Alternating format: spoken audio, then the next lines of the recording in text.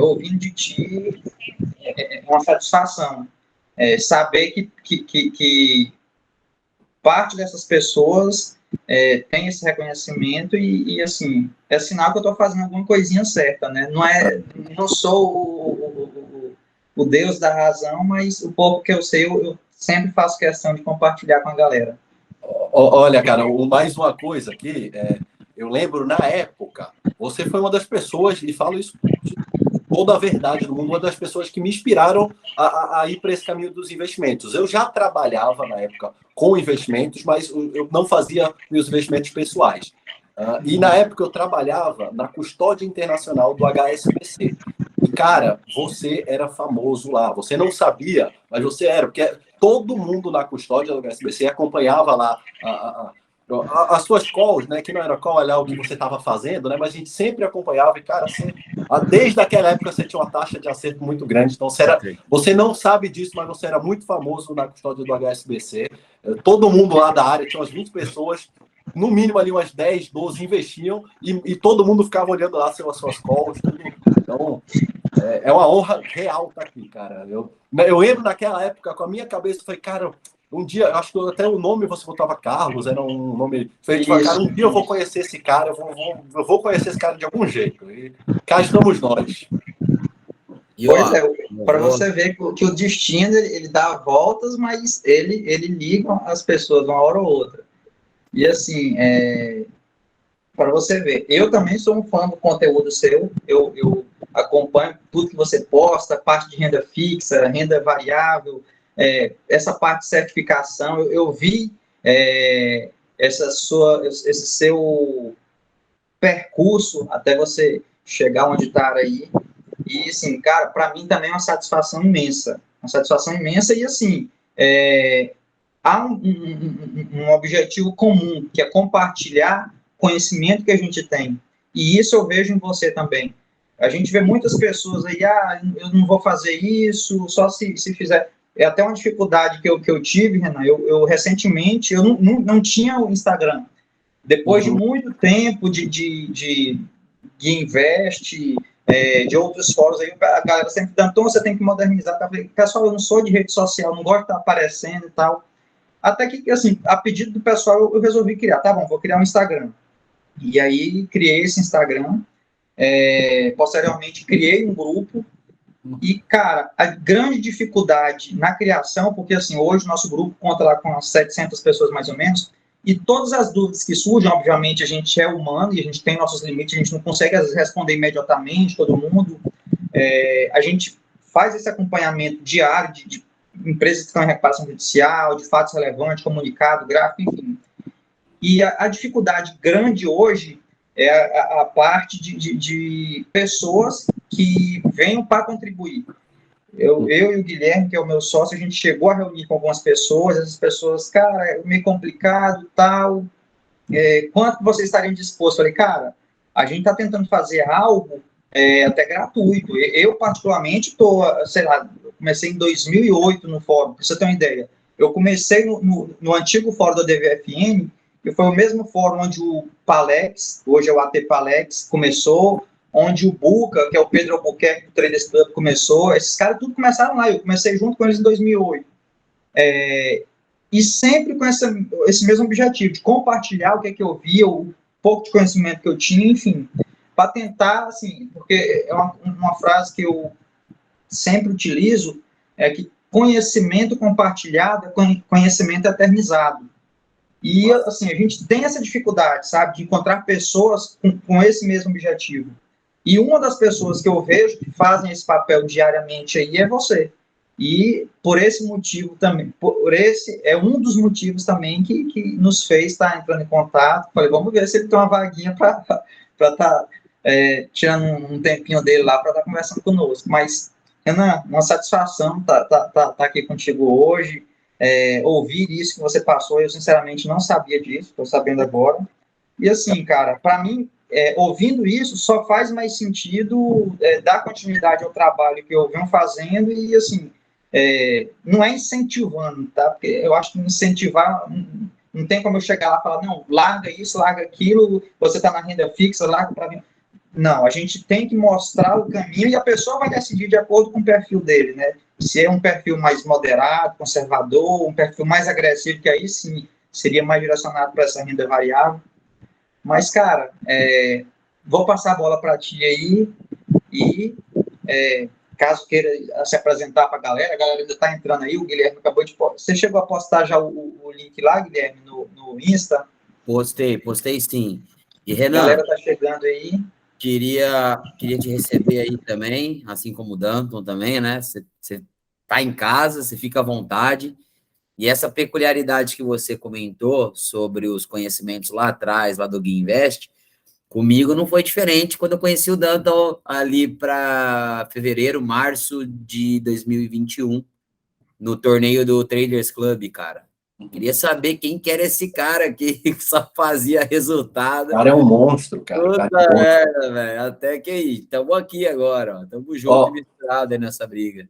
para você ter uma ideia, Danton, você me acompanha, né? E Instagram é muito posicionamento, né? Você fala para um público específico, e o meu público é quem está iniciando. Então, é para quem está na poupança mesmo. Então, eu falo de uma forma muito básica, de uma forma. E eu até falo, cara, trade para você não é. E eu até falo, eu tenho essa política, né, no Instagram. E quando eu coloquei a live que eu ia fazer com você, umas 10 pessoas mandaram mensagem. Você vai fazer live com trade? Você vai fazer live com trader? Né? Aí quase que eu falei, olha, se você. Esse é o único trader que eu sei que ele tem resultado de verdade. Porque, cara, de verdade, eu te acompanho há muito tempo e as calls que você dava.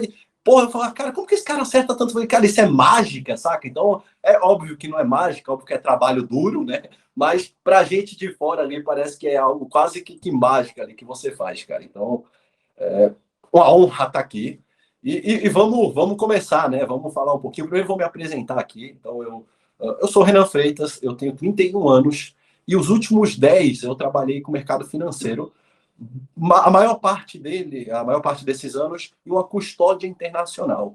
O que a gente fazia basicamente? Trabalhei na do SBC, depois na do Bradesco, depois na do Santander, mas sempre na área de custódia internacional. Então, basicamente, o investidor estrangeiro, quando ele quer investir aqui na nossa bolsa, ele não pode simplesmente abrir uma conta na corretora, igual a gente faz no Avenue ou no Passfolio lá fora, e investir. Aqui a gente tem uma legislação, a 4373, e você precisa ser custodiado. Então, ele coloca o dinheiro dele dentro da nossa custódia e ele dá as ações. Tipo, compra a Petrobras, vende. Então, eu era o meio de campo, a gente lá da custódia fazia esse meio de campo entre os investidores estrangeiros e a Bolsa Brasileira. Então, foi nesse ambiente que eu comecei a aprender sobre investimentos. Então, desde eu fui estagiário e fui até gerente, né? Então, fui lá que eu comecei a aprender sobre o mercado financeiro e, em paralelo, fazendo os investimentos pessoais. Recentemente, então eu fiquei quase 10 anos nessa carreira. No começo desse ano, eu mudei. Há 2 anos eu comecei um projeto empreendedor, abri uma escola, fundei uma escola de investimentos e no começo desse ano eu estou me dedicando, né? Eu larguei a minha carreira no mercado financeiro e estou me dedicando agora 100% à minha escola de investimentos. Então é um projeto bem empreendedor que com o tempo vou colhendo os frutos, né? Ainda está tudo muito novo, ainda está tudo meio sem... como você sabe, no começo, né? Mas gerar valor, produzir conteúdo, isso é algo como, volto a falar, como eu estou aqui, cara, só aceitei esse convite porque faz mais de 5 anos que você me gera valor de forma constante. Então, gerar valor, isso no longo prazo não tem preço. Então, basicamente, esse sou eu, né? Hoje, eu tenho uma escola de investimentos e exatamente por isso, para fazer esse processo de transição, eu fui procurar uma certificação diferente.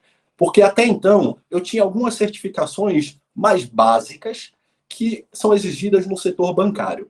Hoje a gente vai falar aqui sobre certificações e eu divido muito na minha cabeça, eu acho que no mercado não tem essa divisão, mas certificações CLT, então certificações para você trabalhar em banco, e certificações em banco, instituições financeiras, e certificações mais empreendedoras. A gente vai falar um pouquinho, acho que vou passar aqui um pouquinho de cada uma, e pontuar o que são as mais CLT, né? As mais você quer uma carreira no mercado financeiro, e uma certificação mais para você que quer empreender, para você que quer seguir de forma independente. A primeira que eu vou falar é a que eu coloco, a que eu assino, né? Que é a CFD, que vem de Certified Financial Educator. que nada mais é do que educador financeiro certificado. Essa certificação em específico, ela é bastante nova aqui no Brasil. Lá nos Estados Unidos já existe há muito tempo, e é necessário para quem quer trabalhar como educador financeiro. Então, é exigida para a profissão de educador financeiro o CFD, a própria certificação CFD. Aqui no Brasil a gente ainda não tem essa exigência, eu acho que mais para frente a gente vai ir para esse caminho, né, de certificação, mas hoje ainda não tem essa exigência. Eu que me antecipei, né, uma vez que eu quis mudar de carreira, eu me antecipei e já fui atrás dessa certificação. Começando por ela, essa é uma certificação para educadores financeiros. Então, ela tem menos uma característica voltada para mercado em si, obviamente você fala sobre mercado, mas ela tem muito sobre andragogia, que é a ciência de como os adultos aprendem. Então, tem um pouco de didática, né? Mas o foco dela é em andragogia. Por quê? Porque de nada adianta, e principalmente para um educador, você saber muito e você não conseguir passar. E esse é um problema de muitos gestores. Eu vejo um monte de gente aí com muito mais conhecimento que eu em mercado, muito mais, eu nem consigo medir, mensurar isso. Só que a forma de passar esse conhecimento não é tão boa. A pessoa não tem tantas habilidades didáticas e de andragogia. Então, essa certificação que eu tirei, o CFD, ela tem um foco muito grande em andragogia, em ensinar, em passar o conhecimento para frente. E ela eu caracterizo como uma certificação empreendedora, porque ela é para que você dificilmente vai arrumar um emprego de educador financeiro dentro da instituição financeira. Ela é para que você, caso você queira ali, um caminho mais individual, coisa que eu fiz, né? Fundei minha própria escola de investimentos. Então, essa é a primeira certificação que eu vou falar, né? Porque é a que eu sempre assino o meu nome, porque para mim hoje aqui faz mais sentido, uma vez que eu sou educador financeiro, meu trabalho é ensinar as outras pessoas a lidar melhor com o próprio dinheiro. Mas a gente tem uma série de outras, eu fiz até uma listinha aqui para não esquecer nenhuma, e vou tentar passar aqui desde a mais básica até a mais avançada. Deixa eu fazer um adendo aí, Renan, só para não perder o fio. Você montou aí um empreendimento, só que ele é digital, né? Você vai oferecer algo online. Aí eu tenho uma escola de investimentos e eu tenho mentorias, tenho consultorias presenciais também. A gente tem consultorias empresariais, mas aí o atendimento hoje em dia é tudo online, né? A maioria. Sim. Mas eu tenho um escritório na Faria Lima que eu vou cada vez menos, porque eu vejo que as pessoas falam, vamos marcar uma reunião, o cara fala, vamos fazer uma videochamada, né? Não preciso ir para o escritório, até de vez em quando uma reunião, outra mais específica, a gente faz no escritório, mas tudo está muito digital, então 95% de todo o serviço que eu presto é digital. Legal. É o futuro, né? A rua mais movimentada do mundo aí, né? A internet. Exato, não tem para onde a gente correr. Show de bola. Então, deixa eu passar aqui, posso começar aqui falando um pouquinho de cada uma das certificações? Pode. Boa. As primeiras 3 ou 4 certificações que eu vou falar, elas são certificações bancárias, que a gente chama, né? Que você, óbvio, faz sentido para adquirir conhecimento, claro, mas esse não é o objetivo. Normalmente quem tira é porque o chefe está pedindo, e todas as certificações bancárias que eu tirei foi bem assim, a gente tem um mês, a área tem um mês para todo mundo estar certificado disso aqui, então corre. Então era muito disso. A primeira delas é uma das mais conhecidas no mercado, que é o CPA 10. Ela acho que é a certificação mais básica do mercado financeiro, e ela te permite fazer distribuição de produtos financeiros mais básicos. Então, ali, a maioria das pessoas que trabalham em alguma área comercial do banco, elas têm que ter esse CPA 10 ali, até para você ter um background, algum conhecimento mais além. Então, ela é a primeira certificação que a maioria das pessoas que estão ingressando no mercado financeiro tiram. A próxima é o CPA 20. Ela é muito parecida com o CPA 10. Ela tem um nível de dificuldade para a prova um pouco maior, né? E aí você já começa a poder ter clientes dentro da sua área, né? Você não consegue individual, isso é para você trabalhar dentro de uma área, em uma instituição financeira, mas você já consegue movimentar um maior volume financeiro. Então, uma área que tem maior volume financeiros, os funcionários, né, eles necessitam de uma certificação maior do que a CPA-10, e aí entra o CPA-20, né, que é essa segunda certificação. Eu não tirei o CPA-10, eu fui direto para o CPA-20, porque a dificuldade é um pouco mais difícil, mas no final ali, se você estudar um pouquinho a mais, você já consegue direto. E eu indico para a maioria das pessoas, como que eu faço para iniciar no mercado financeiro? Como que eu faço para conseguir um estágio em um banco ou em instituição financeira? O CPA-20 já te dá uma ajuda lá, já te dá um destaque. Apesar que hoje bastante gente tem essa certificação, é quase como um critério de análise ali, um critério básico que você tem que ter, né, o CPA-20. E ela te permite distribuir e lidar com investimentos financeiros de maior volume. A prova, eu peguei algumas, eu lembro bem, né, algumas características da prova de certificação do CPA-20. Ela é relativamente fácil, obviamente, se você ou estuda ou já está na área. E, se eu não me engano, ela tem 60 questões e você tem que tirar 70% dela para conseguir o CPA-20, né, para conseguir esse título. E ele tem duração de 5 anos. Se eu não me engano, são 5 anos. Na minha época eu não sei se isso mudou, se eu estiver falando besteira, me corrija, mas a cada 5 anos você tem que renovar ela, você faz uma prova de reciclagem e aí você está sempre com isso em dia. Mas, basicamente, essas duas primeiras te dão acesso ao mercado financeiro, te dão acesso a uma instituição financeira.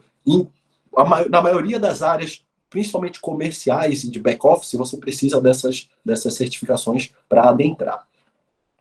O próximo nível, o próximo passo, né, é o CEA, que ele é uma certificação de especialista em investimento.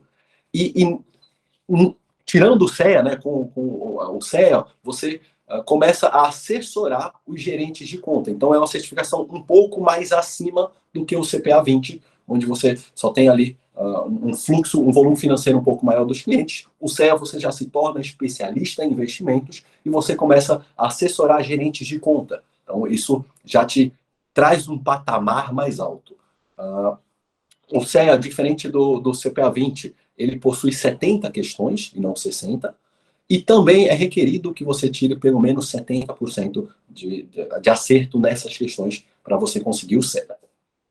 A partir do CEA, ele todas essas que a gente viu, as três, o CPA-10, o CPA-20 e o CEA, eles são muito voltados para o setor bancário, para que você trabalhe em uma instituição financeira. Só que o CEA ela é meio híbrida. Por quê? Porque você pode optar pela CVM se tornar um consultor CVM. Então, o CEA ele é uma especialidade, é uma certificação para você ser especialista em investimentos, mas você consegue, enviando alguns documentos e provando algum know-how, você consegue se tornar consultor CVM.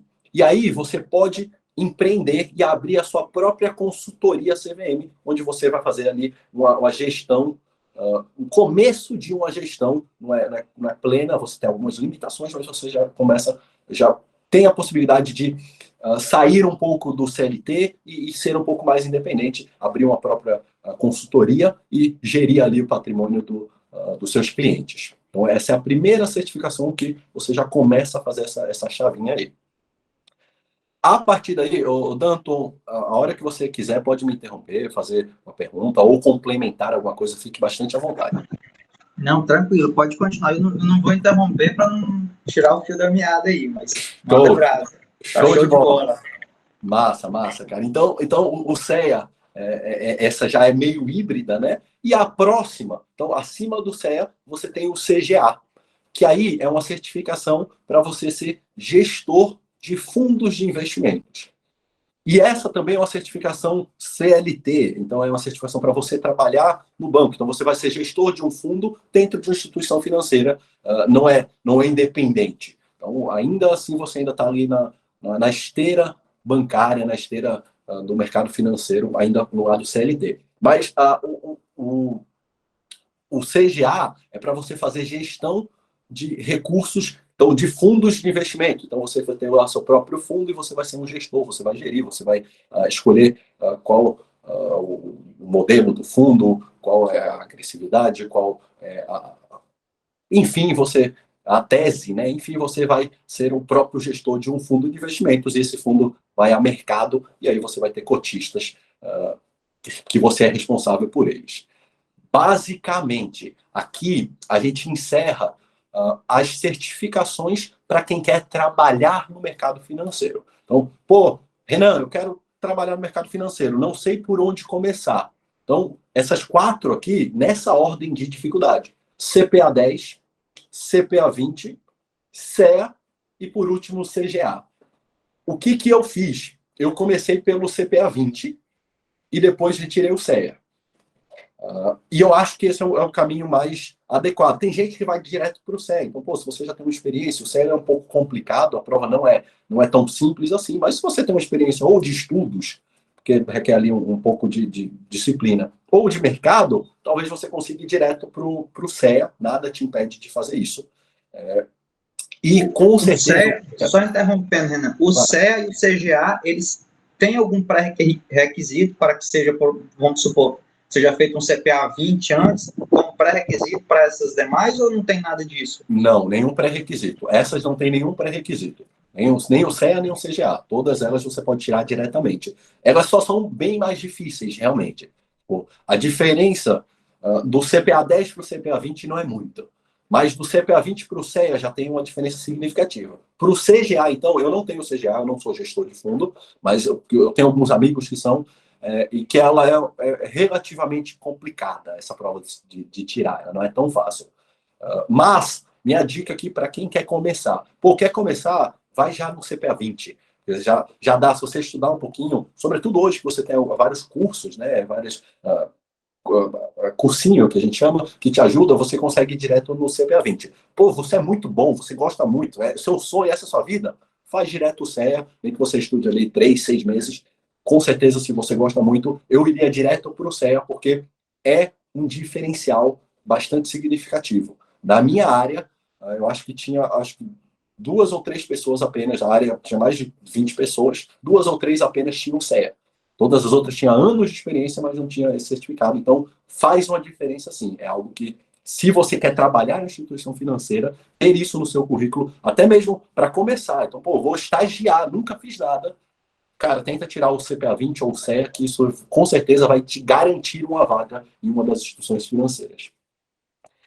A partir daí, a gente já começa um pouco mais, um espírito um pouco mais empreendedor. Então, essas 4 são as 4 principais. Existem outras mais operacionais, como é o caso do PQO, que é totalmente operacional para quem quer. Na época eu trabalhava em back-office, então eu precisava do PQO, né, que é extremamente para você mexer em softwares de investimentos, mas aí é muito específico, né? Basicamente, para você trabalhar no banco, tem essas 4: CPA 20, CPA 10, 20, CEA e CGA, para você ser um gestor. A partir daí, a gente tem os próximos tipos de certificações, eles são mais empreendedoras, elas são mais empreendedoras.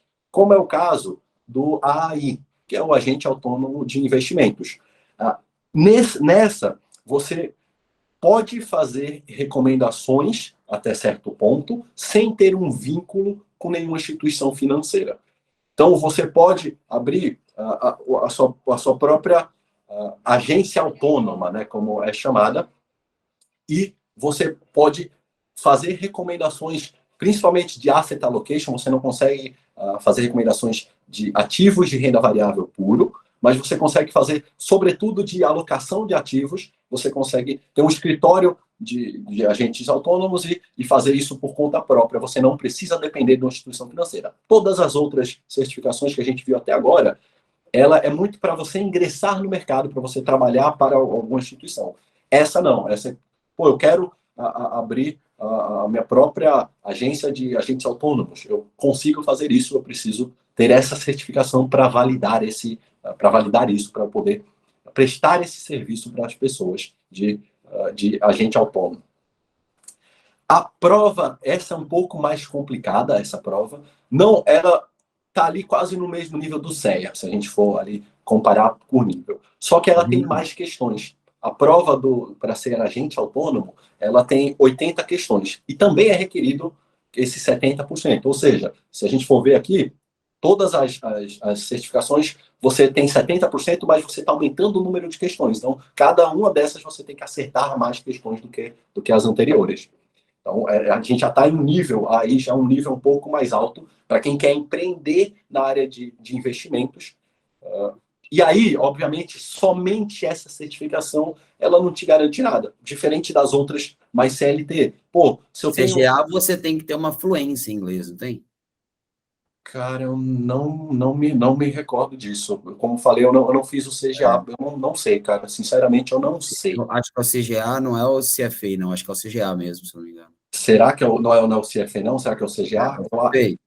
Eu não tenho certeza, mas eu Sim. não acredito, porque eu tenho alguns amigos que são CGAs e eles não são fluentes em inglês. Eles podem ter estudado especificamente para a prova. A do Aí a CFA, prova de CFA, que é o irmão do Danton, falou que ela é feita em inglês. Porque eu tenho um amigo, ele saiu lá do Santander, hoje ele tava num pico lá, muito bom lá, tipo, numa conta de muito relacionamento, e ele foi para um family office agora, lá de BH, aquele Veneto, se não me engano, sabe? Não sei se Veneto, acho que eu já ouvi Veneto falar. Family Office, e ele é lá do interior lá, e ele tá doido para tirar essa prova aí. Se eu não me engano, eu acho que é CFA, pelo que Não, esse CFA é totalmente em inglês. é, Era a última que a gente vai falar, que é a top mundial, né? A CFA, mundial. nada nenhuma no mundo é melhor do que ela. Legal. Mas, então, eu acho, até posso confirmar isso aqui depois de ligar para vocês, mas eu acho que a CGA não tem nada de inglês, não, até porque ela é uma certificação da Ambima, né? É brasileira. Não acho que a Ambima iria usar esse requerimento. Show de bola. Então, a gente falou aqui da AI, né? De agente autônomo, que já é a primeira que se enquadra ali muito em empreendedorismo. A próxima seria a CFD, que eu falei, né? A Certified Financial Educator, que aqui eu tenho, que eu tirei recentemente, acho que faz 1 ano e meio por aí que eu tirei, foi a mais recente que eu tirei, para iniciar esse meu projeto empreendedor e para me tornar educador financeiro de fato, para eu conseguir ter mais base ali para ensinar as pessoas. Como eu falei, tem um foco muito didático, um foco muito em andragogia, um foco muito em ensinar e menos em matérias financeiras propriamente ditas.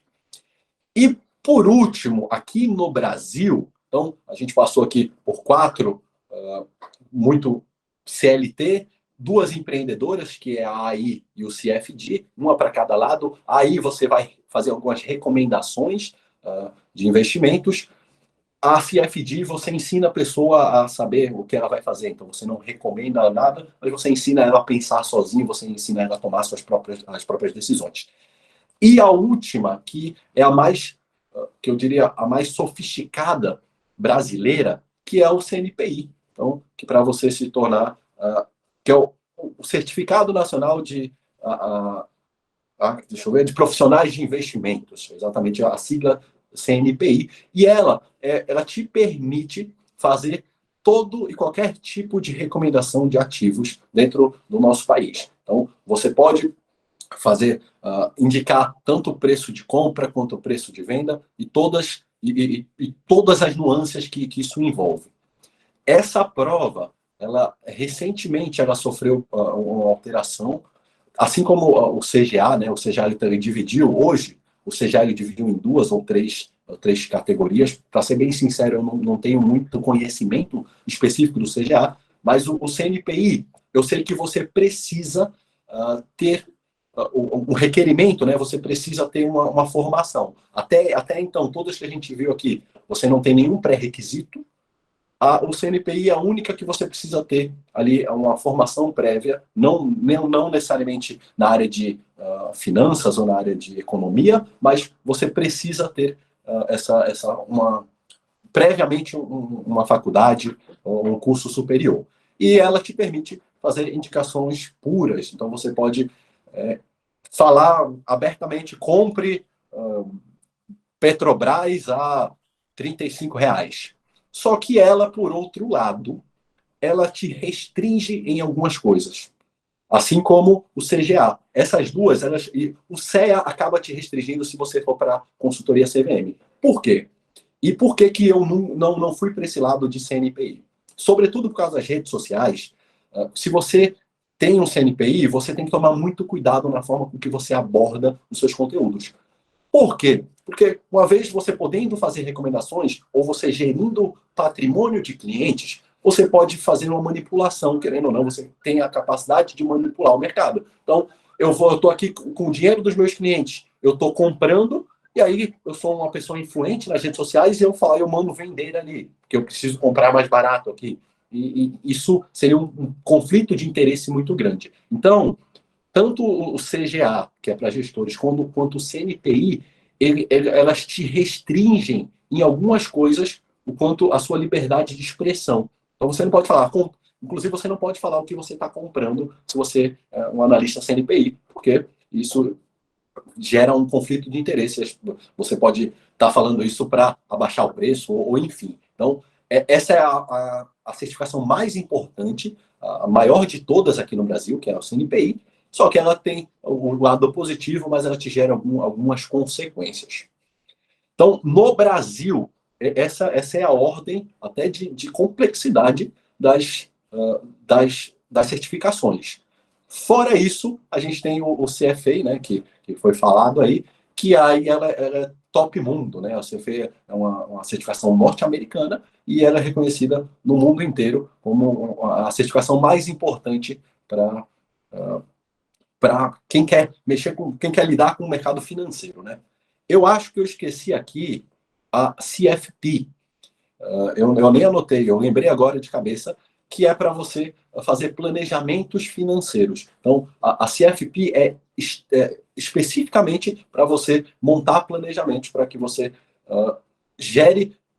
construa uma consultoria ou uma casa de planejamento, mas que você faça planejamentos sucessórios, planejamento patrimonial, enfim, é muito voltada para planejamento financeiro, a CFP, e também ela é muito famosa, né? Eu acho que ela estaria ali um pouco embaixo do CNPI. Ela e o CNPI são as duas, ao meu ver, as duas melhores certificações que a gente tem aqui no Brasil, tanto o CNPI quanto o CFP. Essas são as top two do Brasil, as duas melhores do Brasil. Acredito que um resumo, né, das certificações, acredito que seja isso, meu amigo. A partir daqui é mais como que a gente lida com cada um, o que faz mais sentido para cada um, né, dependendo do rumo que ele está tomando. Show de bola. E me diz uma coisa, Renan, essas provas, elas são múltipla escolha ou tem alguma coisa de uma prova subjetiva também escrita? Boa, 100% múltipla escolha, cara. Sobretudo, as 4 primeiras que eu te falei. A CPA 10, CPA 20, o CEA e o CGA. Elas são de múltipla escolha. Antigamente, o CEA, ele tinha algumas de cálculo, de matemática financeira. Mas, se eu não me engano, foi removido já há alguns anos. Mas, de verdade, eu não tenho essa certeza há quanto tempo isso foi removido. Mas acho que há uns 2, 3 anos tirou. Porque eu lembro que na época que eu trabalhava, as pessoas falavam muito isso, que era difícil quando tinha matemática financeira, hoje está mais fácil, que tem menos questões de matemática financeira, ou seja, você não precisa fazer cálculo. Mas são todas de múltipla escolha. Legal. Não, deu para entender bem até a questão da função de cada uma, o objetivo de cada um, porque assim, não é que uma é melhor do que a outra. Cada um tem o seu objetivo, tem sua peculiaridade e, obviamente, cada um que tem interesse em estar tirando essas certificações vai optar, obviamente, por aquela que mais faz sentido. Até lembrando aí, você citou e lembrando da última conversa com o nosso último convidado, na última live, ele, se eu não me engano, é CNPI. E ele comentou justamente isso. Ele tinha comprado um papel X lá, e aí quase que ele ia deixando escapar. Aí ele destacou isso. Eu não posso comentar, porque como eu sou CNPI, eu não posso falar qual é o papel. E ele falou algumas peculiaridades de um papel, e aí depois até ele entrou em contato conosco, falou, saiu alguma coisa em relação a papel aí, porque se saiu, eu preciso que vocês editem. Falou, não, a gente olhou aqui e não saiu nada, mas se for o caso, a gente até retira essa parte. Mas, assim... Tem esse cuidado. Tem essa preocupação, né? Aí eu tirei tudo que tinha de papel do bate-papo lá, com medo de dar alguma merda. Exatamente, eu ia para esse caminho, porque eu falei, a CNPI, querendo ou não, ela é a mais difícil de todas, é a que tem menos pessoas com essa... E eu falei, pô, eu quero essa certificação. Você fica ali, pô, quero, que é boa, tal. Só que depois que eu vi esses prós e contras, eu falei, cara, não faz muito sentido para mim, sobretudo agora que eu estou em rede social. Pô, se eu não puder falar o que eu quero... pô, imagina, vou ter uma restrição de poder falar, pô, tô comprando isso aqui, saca, igual você faz, Danton. Pô, imagina você não poder falar isso. Por quê? Hoje você pode compartilhar o que você faz, falando, isso é o que eu tô fazendo, gente. Não tô te recomendando. Você me segue se você quiser, você fala o que você quiser. Se quiser, você compra. Se você quiser, você faz o inverso que eu tô fazendo. Cada um pode fazer qualquer coisa. Só que, se você tem essa certificação, você é limitado até fazer isso. Então, eu acho que, a não ser que você tenha bem específico, cara, eu quero trabalhar como analista mesmo, seja na minha própria casa de análises ou em uma casa de análises específica, tudo bem, aí você tira o CNPI e aí você vai fazer essa função com maestria. Mas, se não é especificamente para isso, eu acho que não faz sentido, porque ela te restringe em muitas coisas. No meu caso, eu cheguei a iniciar uma pesquisa para comprar material, fazer algumas aulas, para estar tirando esse CNPI, até que eu descobri essa limitação, que eu não poderia. E assim, eu amo de paixão operar. Então, para mim, deixar até que operar, ele não vai impedir você de operar, mas impedir que eu compartilhe o meu racional. Eu falei, cara, eu faço isso aí desde 2008, é o que eu sei fazer. E deixar de fazer... É isso que gera valor, volta a falar, é por isso que estamos aqui, cara, porque você sempre compartilhou muito, muito conteúdo. Sempre compartilhei, nunca fui de esconder, e assim, é algo que eu sempre gosto de falar. Eu falo no momento que eu vou entrar. Eu falo, ó, papel tal, se acontecer isso, aquilo, eu vou entrar com alvo isso, aquilo. Então, assim, a gente vê muito, isso até que você destacou, Renan, até um dos motivos do impedimento. Às vezes, um CNPI que tenha clientes que estão comprados em uma ação X, depois que ele comprou para o cliente, ele não pode simplesmente na rede social chegar e falar, ó, compramos papel tal, porque isso, obviamente, vai influenciar na cotação de mercado, e isso, depois que já comprou, fica algo até meio que sem sentido. Sem sentido, entre aspas, né? Para ele vai fazer muito sentido. Talvez até essa justificativa do impedimento. Mas para mim, no meu caso, foi um obstáculo que fez eu pensar duas vezes e falar, não, será que é isso mesmo que eu preciso? Tirar um CNPI só para dizer que tem essa certificação, mas que vai me impedir de fazer o que eu sempre fiz, que foi compartilhar o meu racional. E como você falou, seguir ou não o racional de cada um, porque cada um passa o racional, a gente entra em rede social, hoje é o que mais tem, papel tal, tem esse potencial, tem isso, tem aquilo, e compartilhar o próprio racional, não há um impedimento. Mas a gente ainda vê muito disso, às vezes a pessoa compartilhar depois que ele já está posicionado, seja na compra ou na venda, e falar, ó, papel tal, aconteceu isso. Inclusive, houve aquela grande discussão da questão um caso muito conhecido no país, a questão da IRB, que depois soltaram aquele relatório lá, e aí alguns diziam que eles já tinham entrado vendido e somente depois soltaram aquele relatório. Então, assim, sempre vai haver essa discussão em relação ao conflito de interesse, né? Não, o cara vai soltar, obviamente, algo que é favorável para ele. No caso, como eles supostamente estavam posicionados já na venda, soltar uma notícia negativa que, obviamente, e consequentemente, faria aquelas cotações caírem, obviamente, indo em direção à posição deles, né? Ou vice-versa, a gente vê muitas vezes, até recentemente que eu falo de uns 5 anos para cá, algumas das grandes corretoras do país, eles acabaram comprando alguns grandes meios de comunicação. E acaba aquele negócio, a corretora tal tá sugerindo venda no papel tal, aí você vai olhar no book, no Times Trade lá, O cara tá fazendo o contrário. A corretora que indicou a venda está na ponta compradora. Então, sempre vai haver essa discussão aí. Cara, tem você vai falar, Guilherme? Não, não, eu só ia fazer um adendo só, né? Assim como a gente estava falando de certificação, Danton, advogado, você é formado em finanças aí, para você ter uma faculdade, você tem que estudar os 5 anos. Agora, para você ser trader, analista, basta ter um computador, saber gráfico, todo mundo é analista, né? Então, assim, é algo que na internet hoje, ela é muito boa, mas ela propagou muita coisa também que é um desserviço, né? Então, assim, ninguém quer saber o que é um CFP, o que é um CNPI, o que é um 20, eu esqueci o nome, o... CFD. E, cara, e assim, qualquer um hoje é analista, cara. Qualquer um é analista. E o que mais existe hoje é caçador de call, né? Aquela pessoa que... Pô, cara, eu sou sócio lá do Danton, tem 8 meses aí. Cara, parece...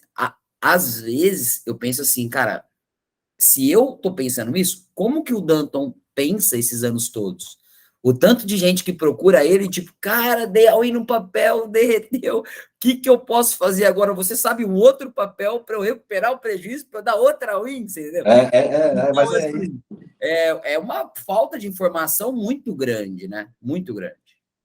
A gente estava falando de manipulação de mercado, tem uma história, a gente está aqui entre amigos, eu posso contar. Depois que tudo tem um pouco de competência e um pouco de sorte, né? E eu dei bastante sorte nessa minha mudança de posicionamento. E hoje, eu felizmente conheci um monte de gente nesse mercado, nessa indústria, que já está bem posicionado, e eu tive acesso a muitas pessoas. Uma delas foi o Primo Rico. Eu já fiz uma palestra, não conversei com ele diretamente, mas já fiz uma palestra no mesmo lugar que ele, e conheço algumas pessoas em comum. O Arthur Dantas Lemos, que é meu mentor, é uma dessas pessoas. E o Thiago Negro, Primo Rico, ele tomou uma coça muito grande por causa da carteira recomendada dele. Não sei se você lembrava, ele tinha uma carteira recomendada, acho que uns 3 anos, uns 3, 4 anos. Ele tinha até a FHER lá, que deu merda. Enfim, aquela carteira deu muito burburinho, e a própria CVM, ela viu a forma com que ela ia mudar isso. Por quê? Porque mesmo ele não sendo um CNPI, ele tinha uma influência gigante em tudo, porque ele sempre foi muito influente, né? Ele sempre foi o maior influente de finanças. Então, pediram para ele retirar a carteira pública, porque ele falou, cara, o que você põe na sua carteira pública no outro dia, o negócio te explode. Então, você está manipulando o mercado. Por mais que não tinha nenhuma regra, e eu vi ele falando isso, falou, cara, não tinha, eu podia fazer aquilo, eu podia continuar fazendo aquilo, já que eu estava comprando, eu falei, bota minha carteira, porra. Só que, ele falou, eu vi que aquilo estava tomando uma proporção, e eu vi as pessoas se ferrando também, porque era exatamente isso que você falou, Guilherme, cara. Ele abria uma posição, ele falou, cara, às vezes eu abri uma posição ali com um percentual muito pequeno, especulativa, e nego ia lá e botava a casa naquela posição, e aí depois de 2 meses ia me xingar. Então ele falou, cara, é uma responsabilidade muito grande. Então rolou uma treta nessa época, por isso que inclusive que ele parou de fazer carteira recomendada, porque isso estava dando ruim, não era o objetivo dele, né, mas acabava prejudicando um monte de gente, então ele resolveu parar com isso. Ele teve algumas solicitações da própria CVM, mas não foi isso que fez ele parar, ele falou, cara, isso mais atrapalhava realmente do que ajudava as pessoas, e ele saiu disso aí. Ele parou de ter uma carteira recomendada. É o efeito manada, né? Efeito manada. E hoje... até assim, porque a carteira recomendada é o que eu sempre bato na tecla. Quando a gente vê alguma carteira recomendada, até eu citei um exemplo meu, Renan, esses dias, lá em 2008, quando eu comecei, as corretoras, até hoje acontece isso, elas soltam a carteira recomendada para o mês de julho, por exemplo, a carteira XP é uma, a Ágora é outra, enfim. E quando eu comecei aquilo, falei, cara, vai ser a forma mais fácil de ganhar dinheiro. Olha só, eles estão falando carteira recomendada aqui, o ativo X está cotado a tanto e tem potencial de subir 100%. Eu falava, cara, eu vou botar meu dinheiro aqui, o dinheiro vai virar 100% e eu sempre vou estar fazendo isso. E eu ficava nisso. Aí eu colocava o dinheiro, potencial de ganho de 30%. Aí no mês seguinte eles soltavam uma nova carteira que eu encontrava uma outra ação que o potencial de ganho era maior, era de 100% em relação à cotação daquele mês. Você saía daquele primeiro sem ter o resultado de 30, às vezes estava até um resultado negativo, porque o primeiro mês... Não, às vezes não, era um resultado negativo, porque eu ficava pulando de galho em galho e assim, nunca parei para pensar aquele negócio do dinheiro fácil, né? Que quando a gente chega na bolsa, acredito que grande maioria das pessoas vem justamente atraído por essa sensação, até inclusive, como o Guilherme falou, há muita desinformação, as pessoas têm muitos vídeos aí falando, vem para a bolsa, você vai ganhar dinheiro fácil, tá? Não é bem assim.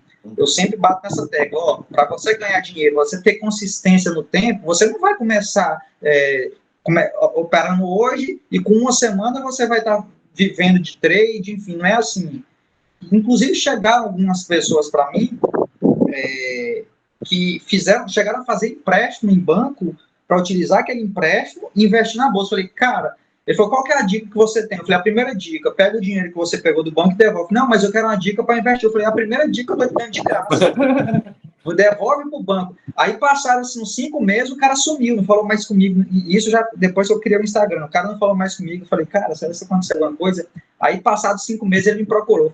Aí ele falou, cara, foi a melhor dica que eu recebi. Eu peguei aquele dinheiro, eu ia botar num papel X, eu sei que esse papel, ele falou que despencou, eu nem me recordo mais qual era o papel, mas ele falou que esse papel despencou, ele não ficou com a dívida no banco, que é juro sobre juro, e aquela montanha russa, aquela bola de neve, mas assim, as pessoas, eles vêm atraídos por essa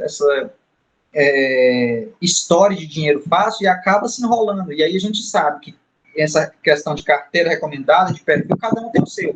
E muitas dessas carteiras recomendadas, às vezes as pessoas não veem o tempo de investimento daquele papel. Às vezes é um papel para médio e longo prazo, o cara coloca o dinheiro que é para pagar as contas no mês seguinte, sendo que é um papel que precisa de fazer uma reestruturação, passar por um turnaround, e que precisa aguardar, sei lá, 1, 2 anos, 3 anos, e fala, o papel não anda. Não, mas não anda por quê? A carteira recomendada, inclusive, algumas das corretoras sempre falam, carteira recomendada para o ano, é uma carteira recomendada para o mês, é uma carteira recomendada. Então, assim, eles têm esse prazo, e as pessoas não observam isso, só vão atraídos pelo aquele percentual lá na frente, acaba esquecendo de ver o mais importante, que é o prazo que você necessita aguardar para ter aquele eventual retorno, porque a gente sabe também que essas carteiras recomendadas não é uma afirmação que você vai ganhar aquele dinheiro, e foi um grande erro meu, e que faço questão de sempre estar alertando as pessoas, sempre tomar cuidado, se você tem condições de aguardar aquele período X para estar eventualmente conseguindo aquele retorno, e o pessoal não vê isso com bons olhos, né? Com certeza. Uma coisa, Renan, você pode falar. Interromper mais uma vez, cara. Nada. Mas o que acontece conosco, eu acho que você, tipo, como um puta consultor aí, acontece também, de muita gente chega num ciclo de baixa desse e nunca viveu um ciclo de baixa desse, e a pessoa não colocou um stop numa operação, ou ela entrou sem saber, de fato, qual que era o intuito dela com aquele papel. Então, a pessoa vê o capital dela, você, tipo... Por exemplo, pega uma Via Varejo, pega uma Magalu, que é o que mais, tipo, eu acho que foi 2020, quando o pessoal estava migrando para a Bolsa, pandemia e tal. O Magalu era certeira, não tinha erro. O papel, salvo engano, que era o mais comprado, era Oi, cara. Então, assim, você entendeu? É uma falta de conhecimento, porque a pessoa tem tudo hoje. Tem uma baita de uma informação, a pessoa tem um computador, a pessoa tem uma internet de fácil acesso. E acontece que ela acha mais fácil, tipo, Danton, Guilherme, Renan, fulano, ciclano, cara, me ajuda, cara, o que eu faço, cara, o que eu compro, cara, o que eu vendo, mas não é assim que funciona, né? É muito fácil assim, né? Com certeza, cara. Eu ia contar uma história de um fundo, mas eu vi uma pergunta aqui, perguntando qual a diferença do CFD para o CFP, e qual é melhor para empreender. A diferença básica é que no CFP a gente tem muito assunto de planejamento e sucessão. Muito, muito. O CFP é muito focado, sobretudo, em planejamento financeiro e planejamento patrimonial e sucessão. Já o CFD, ela é 100% focada em andragogia, em ensinar. Então, e fora que ela tem também, o CFD, ela tem também uma veia sobre monetização. Um dos pilares do CFD, e eu acho isso fantástico, tem até uma frase que eu memorizei, que é: se você tem um propósito, você tem a obrigação de tornar esse seu propósito lucrativo. Por quê? Se ele não for lucrativo, ele não vai durar. Porque, pô, se eu tenho um propósito, eu quero mudar o mundo, mas se eu não consigo sobreviver nisso que eu quero mudar o mundo, eu vou fazer isso como segundo plano. Meu primeiro plano vai ser trabalhar em algum lugar para eu sobreviver. Então, se você tem um propósito, a sua obrigação é tornar esse propósito lucrativo. E eu aprendi isso estudando para o CFD, porque ele fala muito sobre monetização. Porque de nada adianta você ser um educador financeiro, você ter um conhecimento gigantesco, se você não consegue passar isso para frente, se você não consegue monetizar. Então, para quem está empreendendo, eu acho que a CFD faz muito mais sentido, porque ela fala muito de andragogia, mas ela tem essa veia de monetização muito grande. Como que eu já monetizo as minhas primeiras consultorias? Então, ela tem muito isso. A CFP, se a gente for bater ali em qual é mais famosa no mercado, a CFP é mais famosa do que a CFD. Mas eu acho que se você quer empreender, a CFD ela faz muito mais sentido. Então, respondendo a pergunta do nosso amigo aí, eu vi aqui, já me antecipei. Ele está perguntando assim, então é interessante ter as duas? Cara, sim, ótimo. Se você puder ter as duas, ótimo. Meu próximo passo é tirar a CFP, realmente. Esse seria o meu próximo passo. Mas está cada vez mais... Eu preciso sobreviver, eu preciso trabalhar, tem muita coisa para parar, porque não é fácil. Eu vou ter que estudar ali pelo menos 3 a 6 meses. A média que você estuda para tirar uma certificação dessa. E você precisa ali de 2 horas, 3 horas por dia, pelo menos de estudos. E hoje como eu estou empreendendo, né? Empreender te toma muito dinheiro e eu preciso, sobretudo, fazer caixa. Eu não estou muito... óbvio, vai fazer uma diferença eu ter mais uma certificação, mas não é algo que, nesse momento, vá me fazer uma diferença tão significativa a ponto de eu deixar de trabalhar propriamente para tirar essa certificação. Então, eu acho que se fosse para iniciar em uma, eu iniciaria pela CFD, como eu fiz, porque ela te dá mais ferramentas para já monetizar desde já. A CFP, ela fica muito no campo teórico. Não que isso seja ruim, é ótimo. Tem uma teoria muito boa, mas a CFP é mais mão na massa, é mais prática. Eu ia falar, a gente estava falando de outro assunto, eu lembrei, mas eu esqueci do nome do gestor. Tem um gestor, que ele é muito famoso, um norte-americano. Eu não lembro o nome dele, e que o fundo dele teve um rendimento extraordinário, se eu não me engano, quase 18% ao ano, nos últimos 20 anos. É algo bastante significativo. Só que tem uma pesquisa que mostrou que a maioria das pessoas que investiram no fundo dele perdeu dinheiro. Mesmo o fundo tendo 18% ao ano, por muito tempo, por 20 anos, a maioria das pessoas perderam dinheiro investindo no fundo dele. Por quê? Porque era um fundo extremamente arrojado. Então, ele tinha momentos de alta, mas ele tinha momentos de queda muito brusca. Então, tinha 2 meses que passava caindo de uma forma absurda. E as pessoas que investiam nesse fundo, elas saíam exatamente nesse momento. E é isso que a gente estava falando, exatamente o que a gente estava falando ontem, há pouco, né, antes.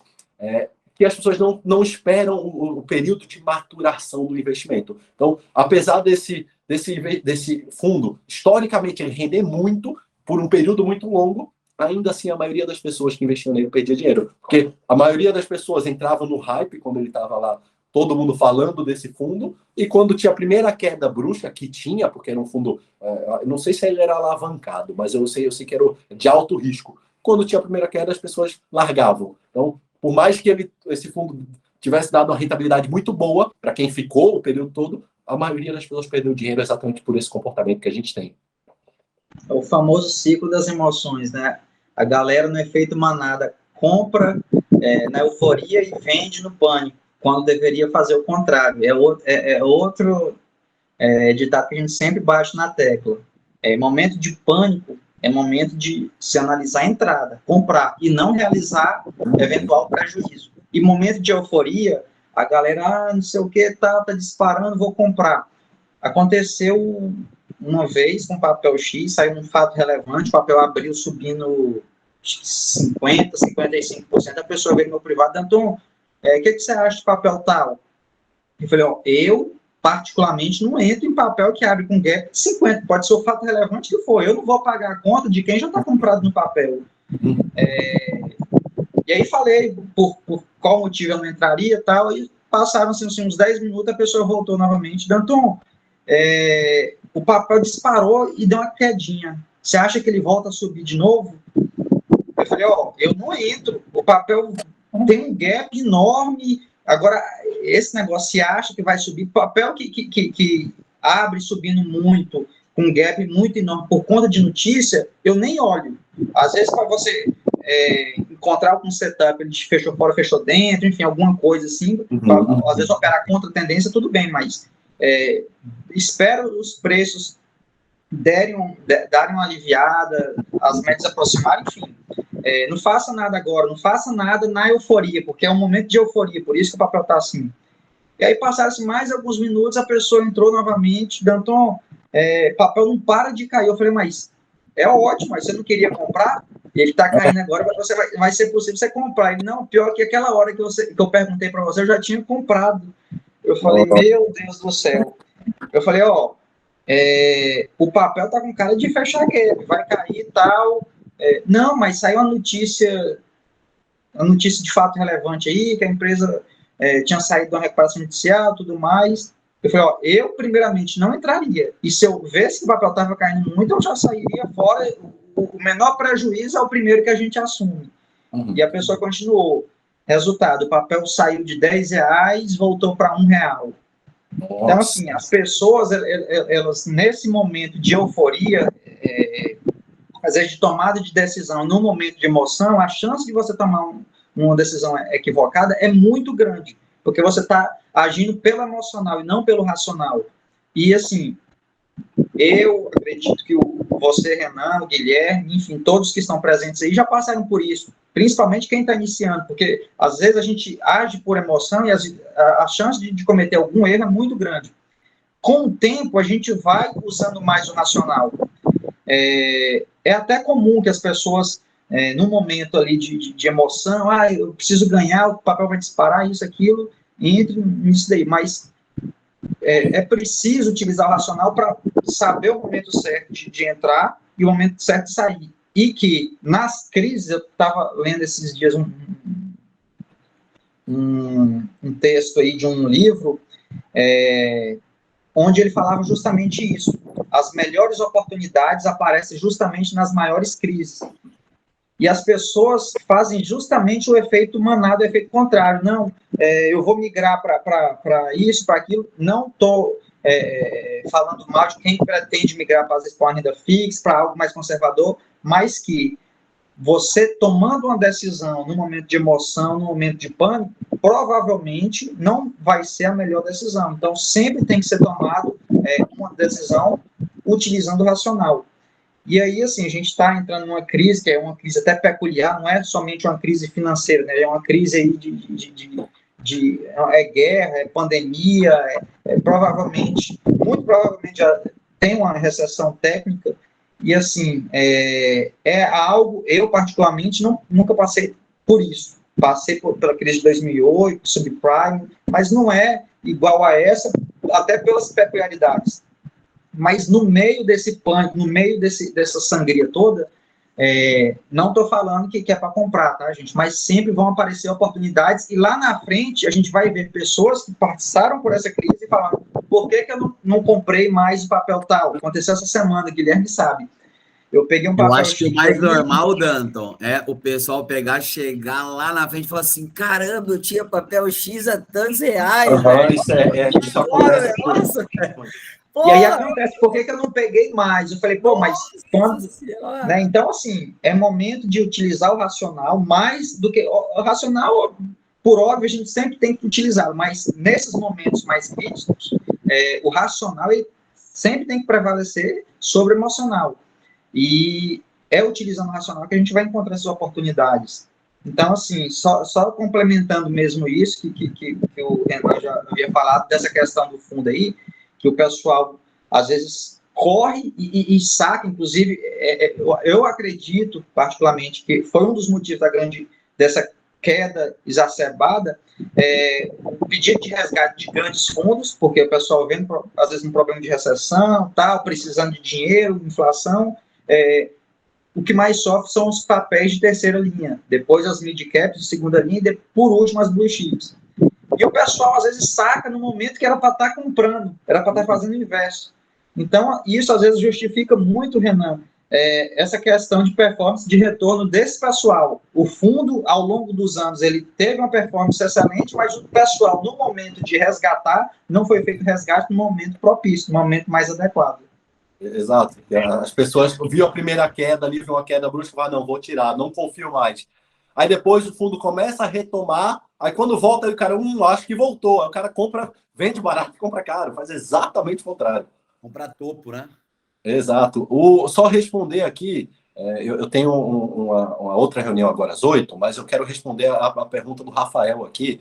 Ele fez duas perguntas sobre o CFD, né? Acho que a primeira foi sobre a prova e se para a educação financeira só tem o CFD. Primeiro, sim, é a única, ela faz pouco tempo que foi trazida aqui para o Brasil, ela era uma certificação norte-americana, e ela é a única que é para educação financeira pura, né? Tanto que ela não é da Ambima, ela é do MEC, ela é do MEC, que é o Sistema de Educação, então ela é uma certificação que é chancelada pelo MEC, não pelo Ambima. Todas as outras que a gente viu aqui são da Ambima, né?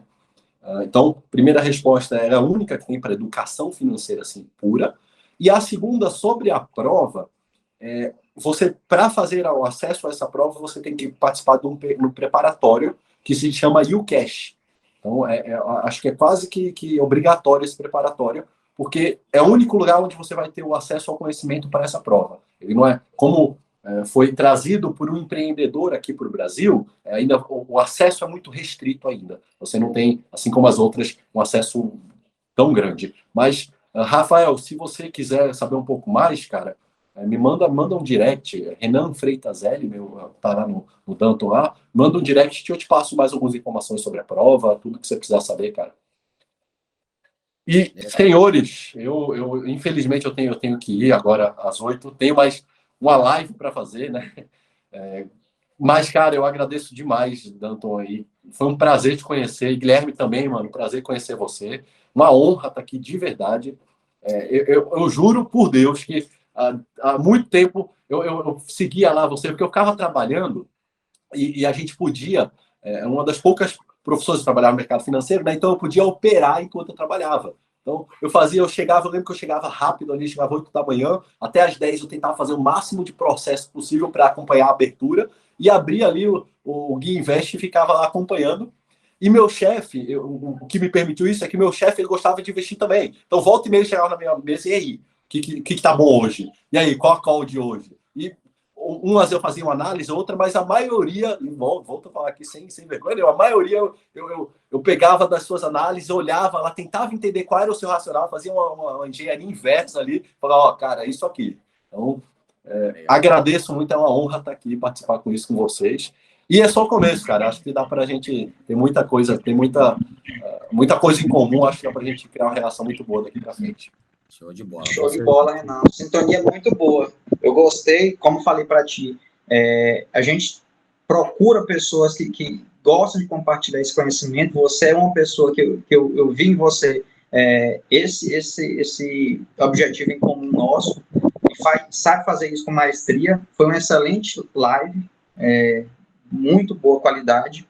E é só a primeira, espero que seja só a primeira de muitas, viu? As portas sempre estarão abertas. E, cara, a satisfação também é toda minha, estar conhecendo aí, estar ouvindo essas palavras aí, eu sinceramente não sabia. E, assim, agradecer em nome de todo o time Treino Cerrado, todo o pessoal que está online aí, e espero que seja a primeira de muitas. Eu agradeço demais. Renan, obrigado, um puta prazer. Tô de mudança agora aqui para Baixada, então tô próximo a São Paulo. Qualquer hora vamos tomar um café aí. Pô, com certeza. Dá um toque mesmo. Manda uma mensagem, eu não te conhecia, Guilherme. Manda uma mensagem no Instagram. Adicionei você aí no. Boa, show de bola. Vamos trocar figurinha aí. Então, fechou. E, galera, muito obrigado aí pela presença. Eu espero ter conseguido gerar valor. E é só a primeira de muitos. A gente volta aí para falar sobre mais assuntos. Show. Conectar mais. Valeu. Obrigado, Valeu, Renato. pessoal. Um abraço. Valeu, pessoal. Tchau, tchau. Valeu, pessoal. Obrigado.